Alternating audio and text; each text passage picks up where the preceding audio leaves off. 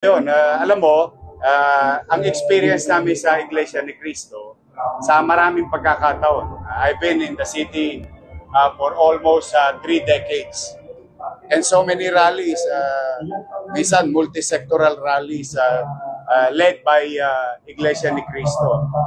After which, wala kang makikitang bakas ng gulo, bakas ng pagtatapon o pagkakalat.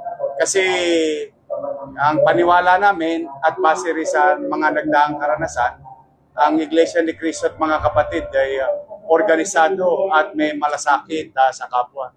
Kaya naman ang aming inaasahan na yung mga dumako sa Maynila ay isa ring magkukusa na maglinis. Now, on top of that, your DPS through Kenneth Amorao and our engineering through Director Engineer Andres and the MTPB, nakahanda naman para malikom na malikom sa lalong madaling panahon yung mga posibleng kalat. Pero I went around, makikita mo, very minuscule yung may pangilan-ilan pero kinukuha rin ng mga kapatid. Aside from